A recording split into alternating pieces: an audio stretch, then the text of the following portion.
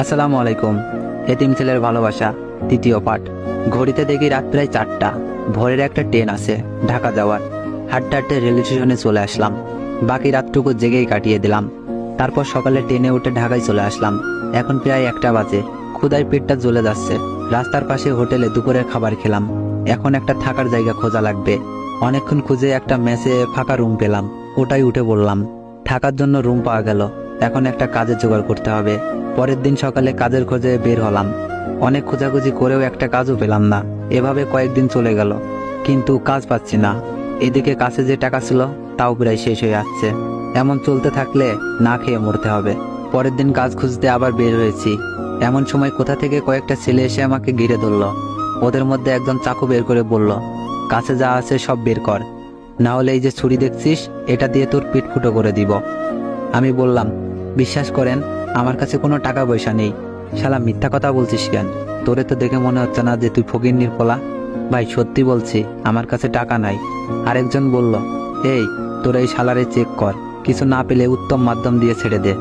আমার কাছে কয়েকশো টাকা আছে, এগুলো নিয়ে নিলে দুপুর থেকে না খেয়ে মরতে হবে। এজন্য ওদের থেকে টাকাগুলো বাঁচাতে দৌড় দিলাম। ছেলেগুলো আমার পিছু পিছু দৌড় দিছে।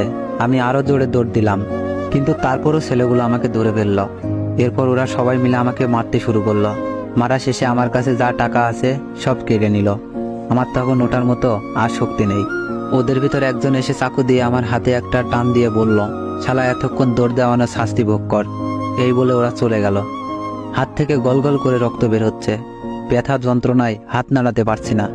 এমনভাবে রক্ত পড়তে থাকলে কিছুক্ষণ পরেই রক্ত শূন্যতায় মারা যাব। চোখের সামনে বাবা মাকে দেখতে পাচ্ছি। এরপর চারিদিকে ঝাপসা দেখতে লাগলাম।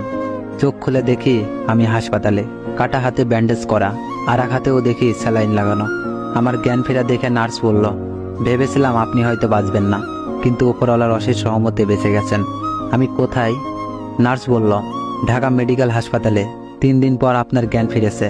আচ্ছা, আমাকে এখানে কে এনেছে? এক ভদ্রলোক। উনি যখন আপনাকে হাসপাতালে নিয়ে আসে ততক্ষণে আপনার শরীর থেকে অনেক রক্ত বের হয়ে গেছে। ডাক্তার বলল, রক্ত খননের জন্য আপনার বাঁচার সম্ভাবনা কম। যদি বাঁচাতে চান তাহলে দ্রুত 6 ব্যাগ বি পজিটিভ রক্ত জোগাড় করুন। উনি নিজে আপনাকে 2 ব্যাগ রক্ত দেয়, আর বাকি রক্ত ব্লাড ব্যাংক থেকে কিনে আনে। নার্সের কথা শুনে মনে হলো পৃথিবীতে তাহলে এখনো ভালো মানুষ আছে। নার্স বলল, উনি আপনাকে বলেছিল আপনার জ্ঞান ফিরলে ওনাকে যেন জানাই। আমি কল করে জানাচ্ছি। নার্স চলে গেল। বিকেলে ভদ্রলোক এলো আমার সাথে দেখা করতে। আমার চেয়ে ওনাকে বেশি খুশি মনে হচ্ছে। আমাকে দেখেই বলল, তোমাকে নিয়ে অনেক টেনশনে ছিলাম, আল্লাহ তোমাকে বাঁচিয়েছে। এখন বলো তোমার বাবা মা কোথায়? ওনাদের খবর দিতে হবে। ওনারা কত টেনশনে আছে আল্লাহ ভালো জানে। আমি বললাম, কাকে জানাবো? পৃথিবীতে আপন বলতে আমার কেউ নেই। কি বলো সত্যি? আমার বয়স 7 বছর। তখন একটা অ্যাক্সিডেন্টে মা বাবা মারা যায়। এরপর থেকে একাই থাকি। মামা মামির কথা বললাম না। পুরোনো কথা মনে করে দিয়ে মনে হয় কষ্ট দিলাম। আগে কষ্ট পেতাম, এখন আর কিছু মনে হয় না। আচ্ছা, তোমার এই অবস্থা কে করেছে? রাস্তায় গুন্ডাদের সাথে ঘটে যাওয়া সবকিছু খুলে বললাম। সবকিছু শোনার পর উনি বলল, আচ্ছা তাহলে কোনো কাজ পেয়েছো? না। উনি একটু ভাবলো, এরপর বলল, আচ্ছা তুমি কি কাজ পারো? রান্নাবাদী প্রায় সব কাজই পারি। গাড়ি চালাতে পারো? পারি। ভদ্রলোকটি বলল, আগে সুস্থ হও, তারপর তোমার কাজের ব্যবস্থা করা আমার দায়িত্ব। ধন্যবাদ আপনাকে। আচ্ছা, তোমার নাম তো জানা হলো না। জি, আমি অনিক হাসান। ভদ্রলোকটি বলল, আমি আশরাফ চৌধুরী। আচ্ছা, তুমি রেস্ট নাও। এরপর উনি আমার হাতে কিছু টাকা ধরিয়ে দিয়ে বলল, এই টাকাগুলো রাখো। আপনি আমার জন্য অনেক কিছু করেছেন, জানি না এই ঋণ কিভাবে শোধ করব। এরপর আর আমাকে ঋণী করবেন না। এই টাকাগুলো এমনি এমনি দিচ্ছি না, তোমার চাকরির বেতনের অগ্রিম টাকা। এখন তো নাও। আমি টাকাগুলো রেখে দিলাম। উনি চলে গেল। হসপিটালে আরো 7 দিন থাকতে হবে। হসপিটাল থেকে বের হয়ে মেসে গেলাম। আশরাফ স্যারের কথা মতো সবকিছু গুছিয়ে নিয়ে ওনার দেওয়ার ঠিকানা মতো জায়গায় আসলাম। সামনে তাকিয়ে দেখি অনেক সুন্দর একটি বাসা। দারোয়ান আমাকে বলল, কি চাই এখানে? এটা আশরাফ স্যারের বাসা না? হ্যাঁ, কিন্তু উনি তো বাসায় নেই, ফিরতে বিকেল হবে, আপনি অন্য সময় আসুন। আমি আর কথা না বলে কিছু দূরে একটা রেস্টুরেন্টে গিয়ে বসলাম। ঘড়িতে দেখি 3টা বাজে। তার মানে আশরাফ স্যারের আসতে আরো 2 ঘন্টা মতো লাগবে। এখানে শুধু শুধু বসে থাকার চেয়ে আশেপাশে ঘুরে দেখাই ভালো। আমি রেস্টুরেন্ট থেকে বের হয়ে হাঁটতে লাগলাম। কিছু দূর যাওয়ার পর একটা পার্ক পেলাম। আমি পার্কের ভিতরে ঢুকে ঘুরতে লাগলাম। হঠাৎ চোখ গেল একটা মেয়ের উপর। কেমন যেন চেনা চেনা লাগছে। ভাবতে লাগলাম, কোথায় দেখেছি। মনে পড়েছে, এ তো সেই মেয়ে যাকে বাঁচানোর উপহার স্বরূপ থাপ্পড় দিয়েছিল। কিন্তু এ রাজশাহী থেকে ঢাকাতে কি করে? আমাকে যদি দেখে তাহলে ওর বান্ধবীদের দিয়েও আমাকে মার খাওয়াবে।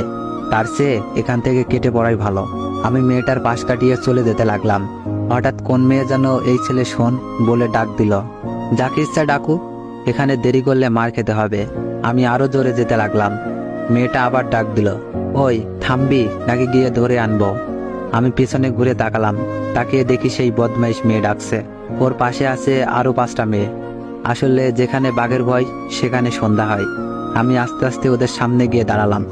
মেয়েটা বলল, ও শয়তান লুচ্চা পোলা, তোরে না বলছি আমার আশেপাশে না আসতে, তারপরও আমাকে ফলো করে রাজশাহী থেকে ঢাকা চলে আসছিস?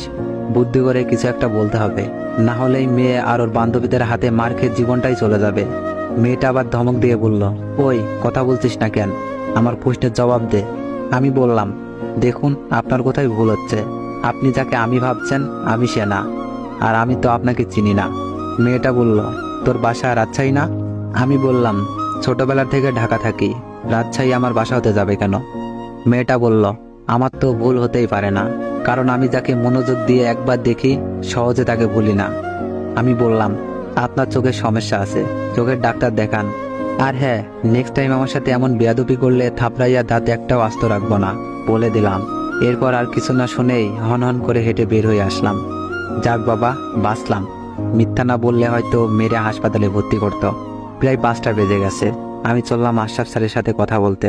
দারোয়ানকে জিজ্ঞেস করার পর বলল, এসেছে। আমি ভেতরে এসে কলিং বেল বাজালাম। একটু পর আশরাফ স্যার এসে দরজা খুলে দিয়ে বলল, ভেতরে আসতে। আমি বাসার ভেতরে প্রবেশ করলাম। বাসার বাইরে যেমন সুন্দর, ভিতরে তার চেয়ে বেশি সুন্দর। স্যার আমাকে বলল সোফায় বসতে। আমি সোফায় বসতেই কে যেন কলিং বেল বাজালো। আশরাফ স্যার উঠে যেতে লাগলো। আমি ওনাকে বাধা দিয়ে বললাম, আমি খুলে দিচ্ছি। দরজা খুলেই দেখি এ তো সেই অহংকারী মেয়েটা দাঁড়িয়ে আছে। তো এভরিওয়ান, গল্পটি অনেক ইন্টারেস্টিং। যত শুনবেন ততই ভালো লাগবে। যদি গল্পটি ভালো লেগে থাকে তাহলে নেক্সট পার্টের জন্য একটু বেশি বেশি কমেন্ট করুন। ধন্যবাদ।